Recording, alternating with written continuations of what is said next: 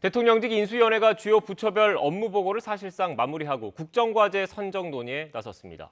첫 워크숍을 열고 국정 운영 방안을 토론하고 있습니다. 윤석열 당선인도 참석해서 정부 출범 과정에서 실용주의 그리고 국민의 이익을 가장 우선시해달라고 당부했습니다. 취재기자 연결하겠습니다. 조성호 기자. 네, 정치부입니다. 네, 인수위 첫 워크숍 조금 전 시작한 것 같은데 윤석열 당선인도 참석한 거죠? 네, 1시간쯤 전부터 대통령직 인수위원회의 첫 워크숍이 마포구 서울 창업허브 대강당에서 열리고 있습니다.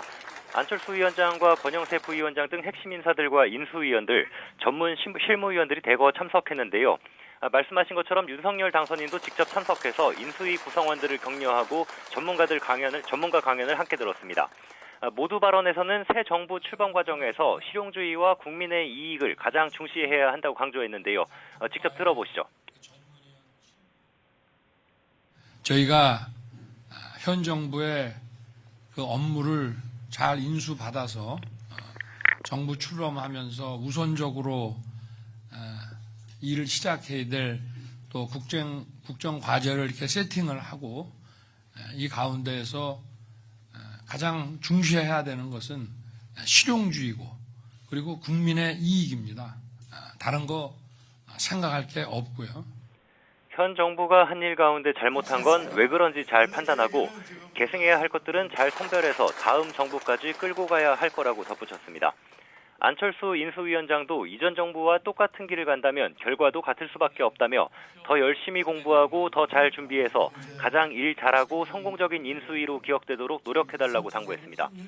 이번 워크숍은 지난 18일 인수위가 공식 출범한 뒤 주요 부처 업무 보고를 마치고 다음 주 국정과제 선정을 시작하기에 앞서서 함께 모여 고민하고 각종 현안을 공유하는 자리입니다. 김영태 김앤장 수석 이코노미스트가 글로벌 거시경제 변화와 한국 경제의 대응 방안에 대해 강연했고 이어서 배순민 KT융합기술원 연구소장이 인공지능에서 메타버스까지 디지털 전환을 주제로 강의하고 있습니다. 강연 뒤엔 인수위 7개 분과별로 비공개 토론을 하며 국정 철학과 비전, 국정 핵심 의제 등에 대해 의견을 주고받으면서 성공적인 국정 운영 방안을 모색합니다. 토론이 끝나면 각 분과 간사들이 워크숍 결과를 설명할 예정입니다.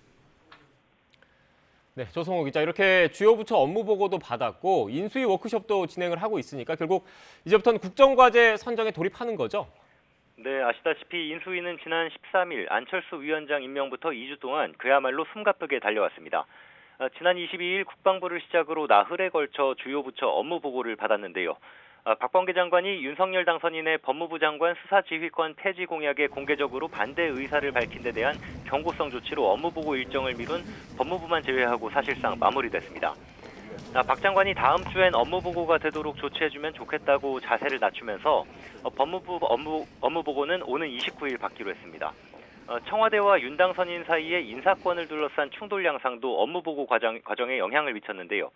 어제 감사원 업무 보고에선 감사원 측이 감사위원 인사권과 관련해 현 정부와 새 정부가 협의하는 경우에 재청권을 행사하는 게 전례에 비춰 적절하다는 입장을 내면서 사실상 당선인 측 손을 들어줬습니다. 또 당선인이 폐지를 공약한 여성가족부로부턴 40분가량 짧은 보고를 받았는데 사실상 인수위의 폐지 방침을 거듭 확인하는 자리였습니다. 이제 국정과제 선정과 정부 조직 개편안 마련에 속도를 낼 걸로 보이는데요.